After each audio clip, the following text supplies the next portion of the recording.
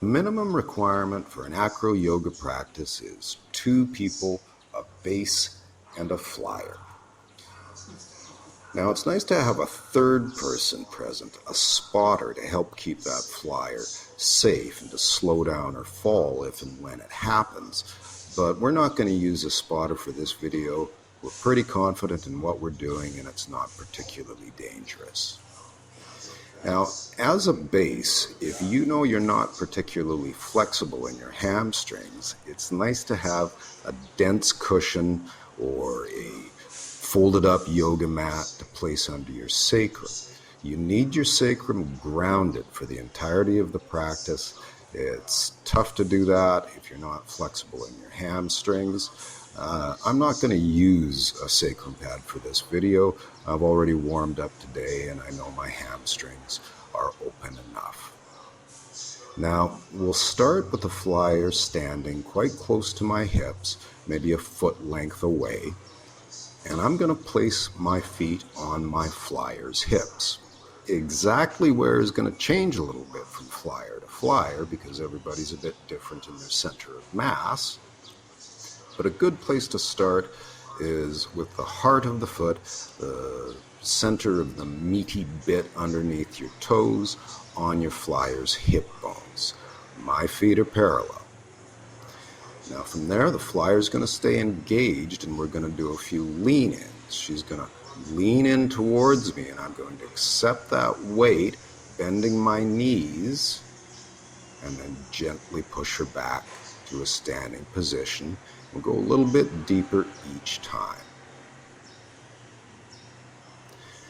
After a few of those, we're going to join hands. Flyer's fingers point forward, base's fingers point out. Flyer stays engaged and she's going to lean forward. I'm going to bend my knees to accept her weight until we reach that tipping point where I can press her up into the bird position. She's still engaged, she's still straight, her shoulders are back and down, and so are mine.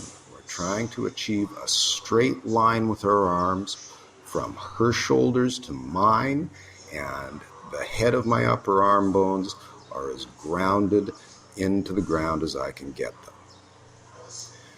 Also, my legs are as straight as I can get them. We're trying to achieve bone stacking here. That means that my shins are vertical, my thighs are vertical, and as a result, her weight is going straight into my shin bone, through my thigh bone, through my sacrum, into the ground, and I'm carrying her weight on my bones, not using any muscle. Now we're going to work with a little bit of more toe, less toe.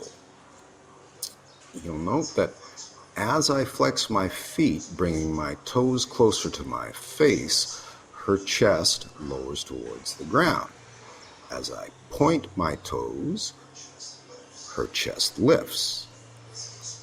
Now this is a spot for communication between the flyer and the base. If the flyer feels like she's bailing face forward, she can tell the base more toe.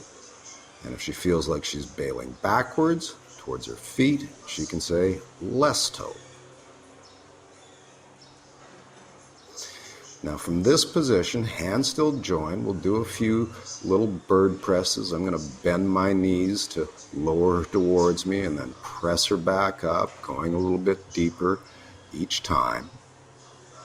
I'm coming back to that bone stacked, straight up and down leg position at the end of each rep.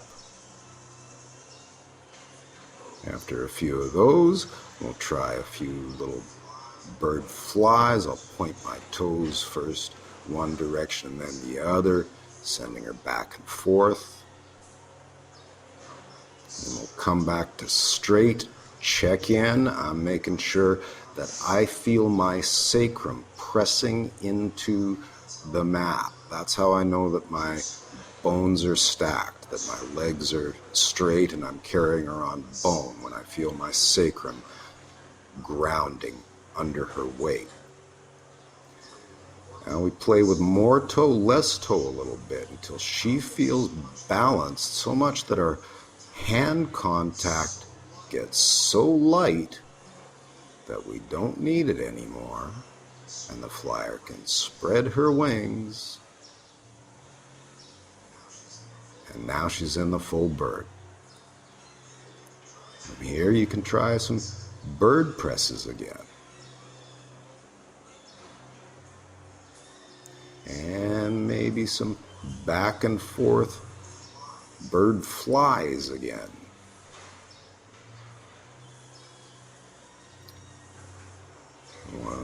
Whenever you feel stable or feel done, you can join hands, flyers fingers forward, bases fingers out.